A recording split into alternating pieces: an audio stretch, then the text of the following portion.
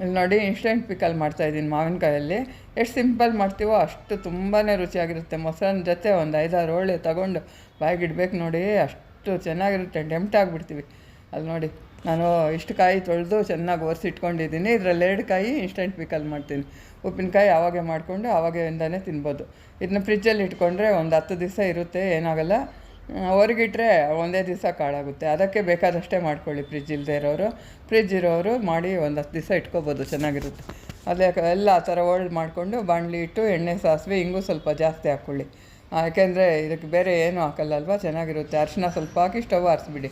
Stove ಆರಿಸ್ಬಿಟ್ಟು ಇವಾಗ ನಾವು ಮಾಡ್ಕೊಂಡಿರೋ ಹೋಳೆಲ್ಲ ಈ ಬಾಣಲಿ ಒಳಗೆ ಹಾಕ್ಕೊಂಡು ಮಿಕ್ಸ್ ಮಾಡ್ಕೋಬೇಕು. ನೋಡಿ, ಅರಿಶಿನ ಹಾಕಿದ್ದೀವಲ್ವ, ಅರಿಶಿನ ಕಲರ್ ಹೀರ್ಕೊಳ್ಳುತ್ತೆ. ಹಿಂಗೆ ಹಾಕಿದ ತಕ್ಷಣ ಅರಿಶಿನದ ಘಮ ಹೊಡಿಯುತ್ತೆ. ಮತ್ತು ಚಿಲ್ಲಿ ಫ್ಲೇಕ್ಸು, ಸಾಸಿವೆ ಪುಡಿ, ಮೆಂತ್ಯ ಪುಡಿ ಅರ್ಧ ಸ್ಪೂನ್ 3 ಹಾಕಬೇಕು. ಅರಿಶಿನ ಸ್ವಲ್ಪ ಹಾಕಿ, ಇಲ್ಲಿ ಕಾಶ್ಮೀರಿ ಚಿಲ್ಲಿ ಪೌಡ್ರು 1.5 ಸ್ಪೂನು, ಖಾರದ್ದು ಅರ್ಧ ಸ್ಪೂನ್ ಹಾಕಿದ್ದೀವಿ. 2 ಹಾಕ್ಬಿಟ್ಟು ಚೆನ್ನಾಗಿ ಮಿಕ್ಸ್ ಮಾಡ್ಕೋಬೇಕು. ನೋಡಿ, ಇಷ್ಟೇ. ಉಪ್ಪು 1.5 ಸ್ಪೂನ್ ಹಾಕ್ಕೋಬೇಕು. ಅದು 1 ಸ್ಪೂನು ಹಾಕ್ಕೊಳ್ಳಿ, ಮತ್ತು ನೋಡಿ ಹಾಕ್ಕೋಬೋದು ಉಪ್ಪು ಬೇಕಾದ್ರೆ, ಏನಾಗಲ್ಲ. ಇದು ಅನ್ನ ಮಾಮೂಲಿ ಮಜ್ಜಿಗೆ ಅನ್ನ, ಮೊಸರನ್ನ ಅಂತೀವಲ್ಲ, ಹಾಲು ಮೊಸರು ಹಾಕಿ ಕಲಿಸ್ಬಿಟ್ಟು ಅದಕ್ಕೆ ಒಂದು ತುತ್ತಿಗೆ ಒಂದು 5-6 ಹೋಳು ಎತ್ತಿ ಇಡಬೇಕು ನೋಡಿ ಬಾಯಿಗೆ. ಅಷ್ಟು ಟೆಂಪ್ಟ್ ಆಗಿಬಿಡ್ತೀವಿ. ತುಂಬಾ ರುಚಿಯಾಗಿರುತ್ತೆ. ಇದೆಲ್ರಿಗೂ ಗೊತ್ತಿರುತ್ತೆ. ಮಾಡ್ಕೊಂಡು ನೋಡಿಬಿಟ್ಟು ತಿಂದು ಕಾಮೆಂಟ್ ಮಾಡಿ ಏನಿಸ್ತು.